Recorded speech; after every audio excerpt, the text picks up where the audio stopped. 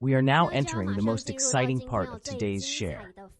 First, in our very first highlight, we have invited someone from the Industrial Technology Research Institute's Industry College of Digital Strategy, Director Chao-Hong Liao, to share the topic of digital and sustainability, the theme lecture on ESG, dual-axis transformation, talent, global development trends and cases. Welcome, Director. Welcome, Vice President Hong, and all the distinguished guests present and online, officials and seniors. Good morning. It is a great honor to have this opportunity to share about the topic of digital sustainability talent with you. I personally serve at the Industrial Research Institute's Industry College and the Zero Emission Sustainability School. If we talk about 10 years of grinding a sword in the digital industry, I might have 2.5 swords due to a slightly longer working period. Spent more time working in the part of net zero sustainability ESG issues. I consider myself as still a student. So, in order to accelerate and catch up with all of you, I obtained an international certification through a fully digital method. Today, I would like not only to represent IRI, but also share as a witness how this approach enables quick learning or is effective in talent cultivation. The PowerPoint for today is on the bottom right. If our online or on-site friends can't see the words clearly, you can view it on your smartphone. We're going fully digital for today's lecture. All right, just now, many esteemed officials mentioned the trend towards net zero sustainability. The pressure is enormous, pushing us to broaden our thoughts and vision from the first industrial revolution to the present. Starting from the 1760 British First Industrial Revolution, to now we've reached the second generation of industrial revolutions, from the third to the current fourth industrial revolution. Throughout the development of human civilization, technology, and industries, I think starting from Watt's invention of the steam engine, from electricity all the way to the third industrial revolution, from the information revolution to the current revolution of the Internet of Things. I think we have a lot of industrial iterations in development, and technology is continuously moving forward. Humans use technology to improve our efficiency in production, and the effort in business management has never stopped. Of course, in terms of digital technology, you all could understand from COVID-19. We use digital technology to support the entire society, and the operation of the entire industry has already generated an enormous energy that cannot be ignored. Even the future of digital transformation in industries, pulse, and development, digital transformation is also a very significant issue. So far, in terms of sustainability, of course, we are facing even greater pressures, I suppose, starting from 1760 up to now, roughly 262 years. The temperature of our planet, approximately from the first industrial revolution to the present, has already increased by 5 degrees. According to the United Nations IPCC report, if the Earth's temperature rises more than 6 degrees, humanity will face a fate of near extinction. So the distance to 6 degrees might also not be far off, but the pressure is very great. So it was just mentioned about 2030, 2050. Hoping to achieve the goal of carbon neutrality, I think our pressure is immense. But how to improve this situation? We can see the hope to reach by 2050, a goal of net zero. In fact, from the United Nations Climate Change Report, we can see the prophecy of doom. The pressure is extremely great, but this is not science fiction. It's a very precise scientific report put forth by hundreds of scientists from different scholars. Just now, Deputy Director Peng mentioned the ancient sages and wise men. And of course, there's one from the field I am more familiar with, which is the School of Management in the System Dynamics at MIT's Sloan School of Management, a Professor Jeff Forrester. He is also the inventor of random access memory, the inventor of RAM. At that time, he invented a system dynamics, such a doctrine. At that time, it was used in the field of science and engineering. But in 1971, he published a book called World Dynamics, meaning he used some system dynamics methods to predict the development of the future world. At that time, he took all these aspects of human society, including pollution, population, food, resources, etc., and carried out a whole simulation. He then deduced from the year 1900 to the year 2000 and drew several curves. At that time, I believe within his work, in the age of the world, perhaps the pressure or topic of climate change wasn't so heavy. However, he remarkably drew all the curves out, an amazing consistency. In the future, there will be very, very many scholars from various schools all validating this curve, finding it to be roughly around 2030, 2050. Human society will face very, very sudden, very great pressures. So, we can see at COP27, this year in Egypt, last year in Glasgow, between COP26, both, we see the world undergoing a huge transformation. That is, the Russia-Ukraine war, inflation pressures, climate change, etc. Some globally very serious issues we can see. Among the topics discussed this year, the most important one might just be that we might truly not achieve by 2030, keeping the Earth's warming below 1.5 degrees.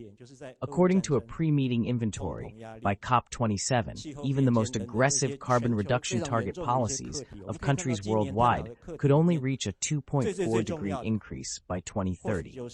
Sorry, keeping it at 2.4 degrees.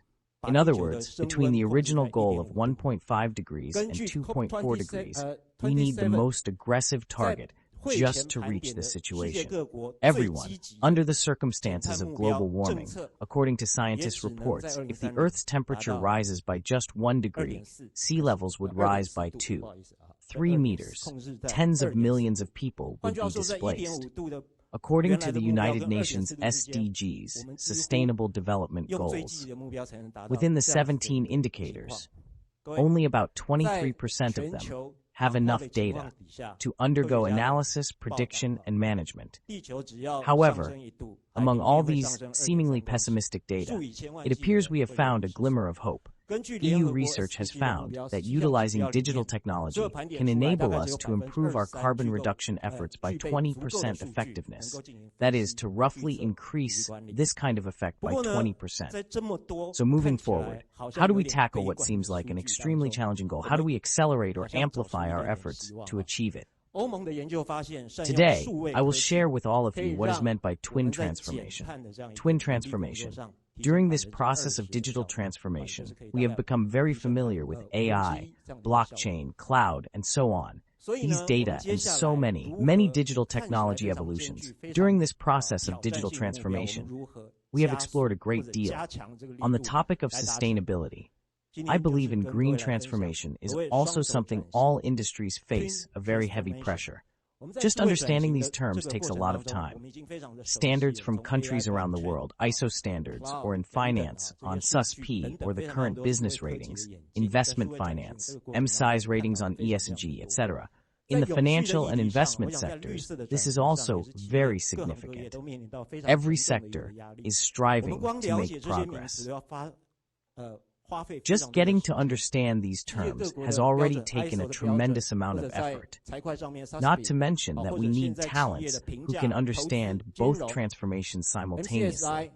How we can accelerate the cultivation of such talents is a very, very important issue for a corporation.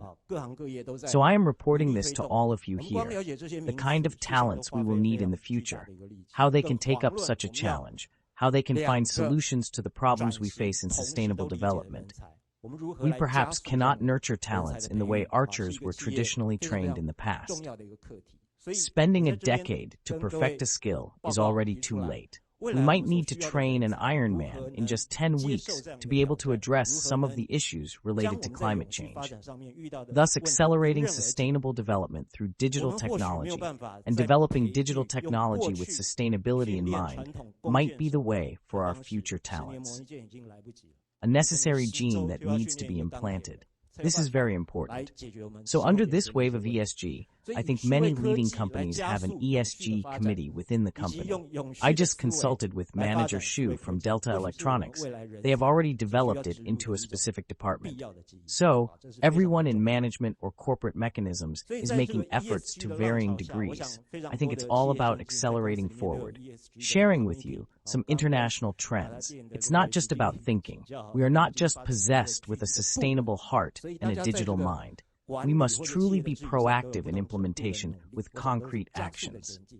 In the European Union, in fact, the pace is a bit quicker. In 2020, at the European Policy Center, in Germany's Federal Ministry for the Environment, Nature Conservation, and Nuclear Safety. Under the support of BMU, the initiative was started to conduct research on what's called the so-called dual-axis transformation, which includes the green transition and digital transformation along the set two axes. This is called transformation, or an accelerated reform. They mentioned a quite ambitious goal, echoing what the Deputy Dean just mentioned. They hope to become by 2030 a global leader in using digital technology to respond to climate change. This should be the start of announcing such ambition. They focus on a few special fields, including sustainable energy, food, agriculture, construction, transportation, as well as biodiversity, zero pollution, green ICT. Of course, this includes manufacturing and the circular economy. In these thematic areas, they hope to strengthen the efforts of relevant policies after projects have begun to emerge, meaning some research projects are starting, truly concrete in piloting and pushing forward, in all sorts of areas surrounding what was just mentioned, in all sorts of themes. They focus more on 5 themes of greenhouse gas emissions, including agriculture, architecture, energy, and energy-intensive industries, as well as transport and logistics issues. Projects of various scales have started, or preliminary research has begun to be concretely pushed forward. Then, from 2021 to 2027, bigger projects began to move forward. The Horizon Europe project gathered the strength of various European countries, the power of the EU. Of course, there are several different aspects of these plans, mentioning digital and climate change, as well as related issues on sustainability. Here they plan to invest about 95.5 billion euros, of which 35% is to be focused on goals related to climate change. Particularly noteworthy is its alignment with today's theme. About 5.4 billion euros is focused on green and digital transformation projects. This 5.4 billion euros, I did a quick calculation, is approximately around 180 billion Taiwan dollars. Of course, besides this budget investment, they hope to create 300,000 jobs by 2040. Of which 40% are high skill. That's more skill-intensive jobs for future green talents like this. In fact, apart from the EU, countries around the world are also vigorously promoting this digital dual transformation.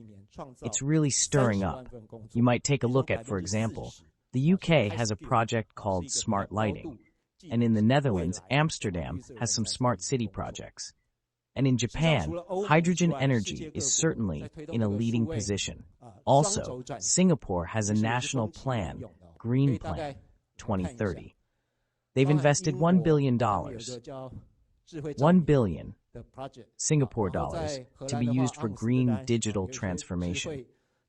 From a corporate perspective, Microsoft is carbon negative, a very famous global company. They have a sustainability cloud and various information platform systems in the blockchain sector, including carbon rights, carbon credit trading, etc.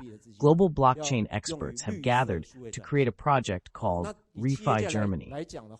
Uses AI for waste sorting, or the EU, they have proposed many research projects.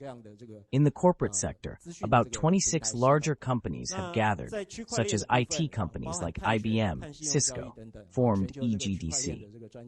Much like the structure of an industry alliance like ours. Then nurturing startups, gathered around 100 or more startup projects, cultivating green digital startup unicorns. So it's largely about the collective efforts in the industry academic ecosystem. There are various specific projects around the world being promoted successively. Thus, the government invested so much, or the industry alliance invested so much, corporations invested so much. So many alliances. Where are the talents? This is a phrase I often bring up in many meetings, a saying I often raise. Of course, acquiring talents is our undeniable mission, whether in the Industrial Technology Research Institute or industry academies. Managing sustainable schools is an inescapable task, hoping to join hands with everyone to promote together. First, let's look at some numbers.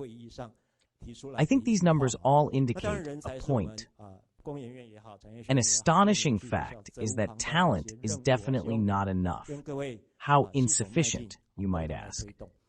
At IET, they interviewed about 1.8 million people in their survey on green sector workforce skills. There's also the World Economic Forum, which surveyed youth aged 18 to 35 from 126 countries, 25,000 interviews. Roughly 50% believe that climate change is every important trend or issue. The International Labour Organization mentioned 24 million job opportunities in green jobs. IEA also mentioned 14 million job vacancies. Then, according to a survey by Domestic Finance Weekly, about 62.3% of domestic small and medium enterprises believe that the most significant challenge in promoting net zero sustainability is the lack of relevant talent. So, this is also the main purpose of why we are holding this forum today. According to LinkedIn's report this year on green skills, also highlights the same trend. The same fact is that there is a significant shortage of green talent. There are 5 trends. Due to time constraints, I won't go into detail to share with everyone.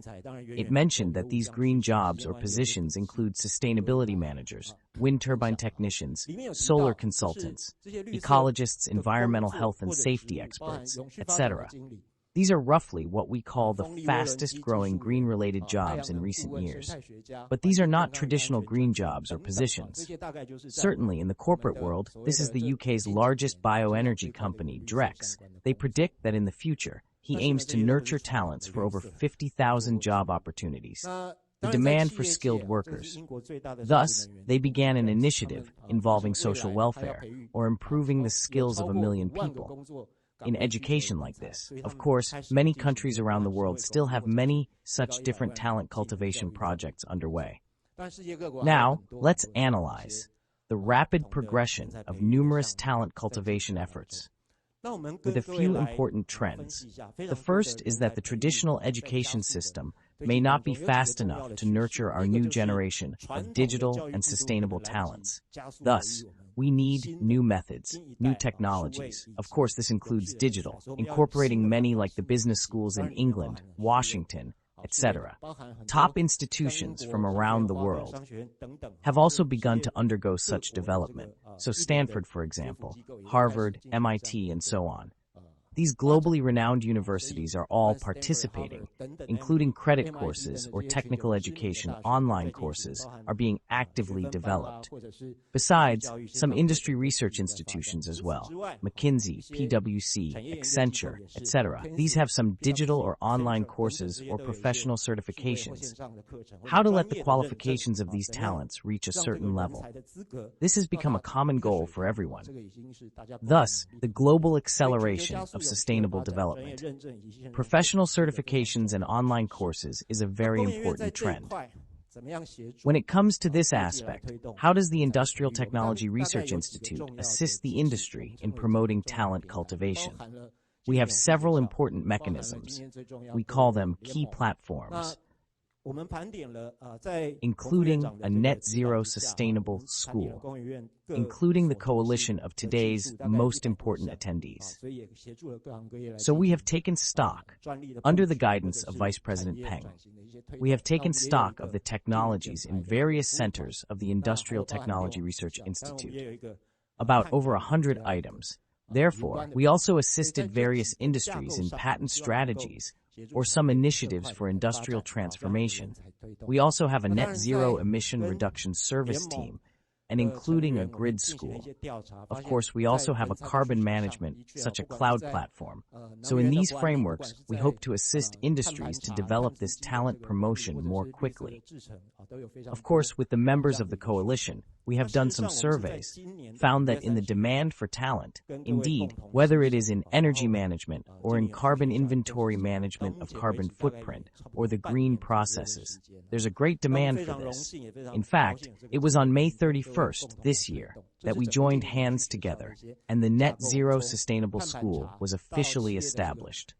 Up to now, it has been about half a year. We are very honored and very happy to have this opportunity to promote this together with all of you. This is the framework of the entire Net Zero Sustainable School, from carbon auditing to corporate carbon reduction, including the provision of energy or the introduction of low-carbon cycles, etc.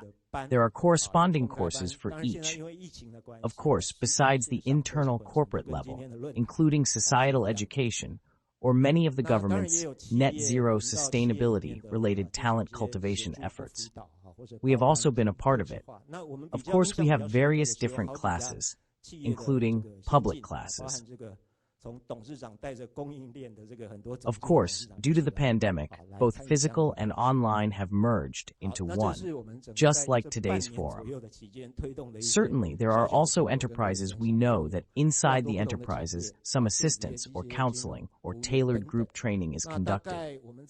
What impressed us the most is that several corporate leaders, including chairpersons, along with their supply chains, many general managers and chairpersons together participated in such training. This is a small achievement we've made during this half-year period, sharing with you all. There have been many different industries, electronics, machinery, financial services, etc. In our public classes, or enterprise training sessions, we've exceeded 400 companies, training over 1,000 people. Just sharing quickly with you all. In the future, we hope on a solid foundation, through digital cultivation, in this way, can accelerate with many businesses and industries, can work together to promote. This year we will design 2 professional certifications, including a sustainable data analyst, including our collaboration with the Chemical Industry Association, jointly planning a certification course through the supply chain with different industries, different companies to conduct some co-branding, can strengthen and cultivate talents in digital and sustainability. Some works on enhancing nurture have been done. So in the future, our concept are expected to work together with everyone is such a model, a digital certification, a digital course, and then through collaboration with all industry associations in different ways. Then some technologies of the supply chain, some energy, can push some related sustainable management, promote some know-how, work together with everyone to accelerate our talent cultivation efforts. With that, I will quickly report to everyone. Over the past 6 months at the Industrial Technology Research Institute, from Net Zero Sustainability Schools and Industry Alliances, we have promoted some related work. And in the future, we hope to seek advice from everyone and to join hands with you all to accelerate the cultivation of talent for net zero sustainability with new technologies, new methods to achieve a very challenging but very meaningful goal. Thank you all. Thank you.